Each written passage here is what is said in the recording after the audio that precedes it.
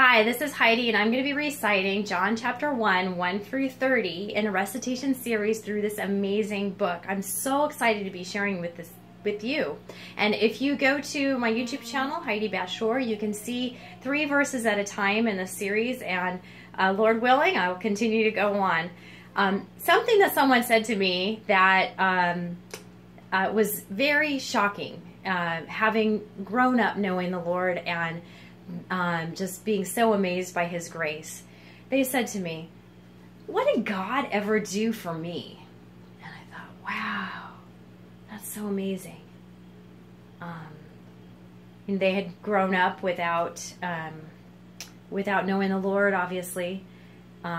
They saw everything that was religious to be evil, and that all sadness, all sorrow, or all wars were caused by organized religion. And they're like, God's not done anything for me. And I just thought, wow, He sent His own Son into this world to live with us and to free us from our slavery to sin. But it was just such a sad thing. So anyway, a lot of people feel that way. But they don't know this God who came into the world. They haven't heard the truth in a real meaningful way.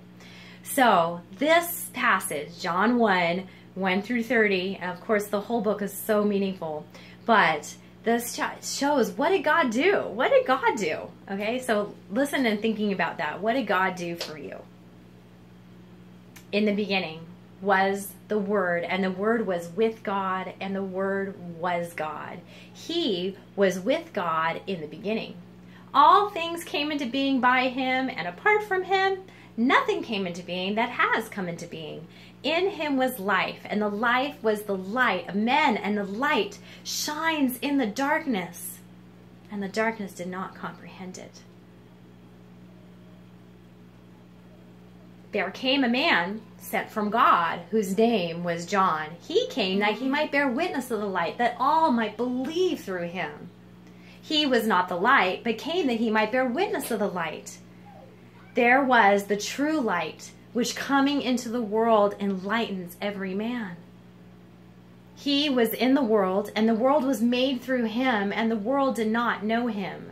He came to his own, and those who were his own did not receive him. But as many as received him, to those he gave the right to become children of God, even to those who believe in his name, who were born not of blood, nor of the will of flesh, nor of the will of man, but of God. And the Word became flesh and dwelt among us, and we beheld his glory, glory as of the only begotten from the Father, full of grace and truth.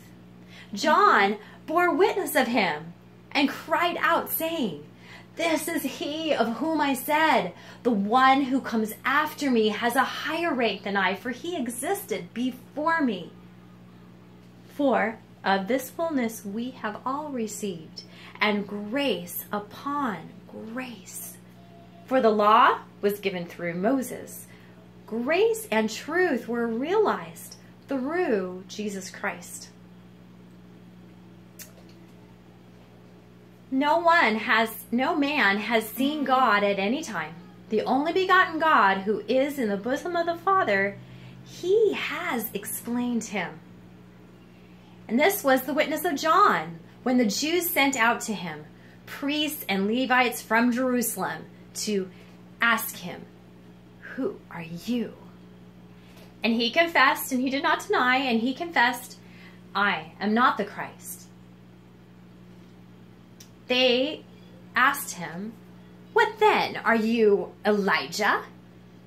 And he said, "I am not." "Are you the prophet?" And he answered, "No."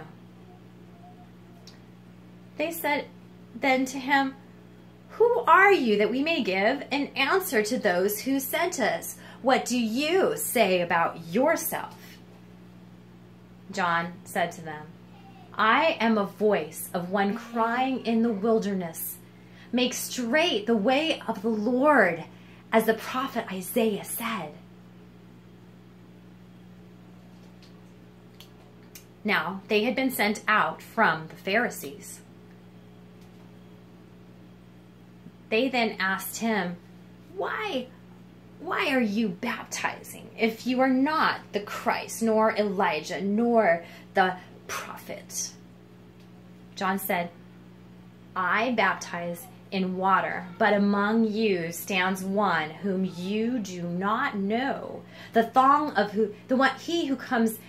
It is he who comes after me, the thong of whose sandal I am not worthy to untie.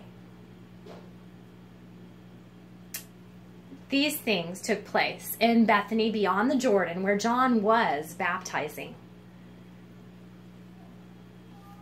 And the next day, he saw Jesus coming to him, and he said, Behold the Lamb of God who takes away the sin of the world. It is he of whom I said, the one who comes after me has a higher rank than I, for he existed before me.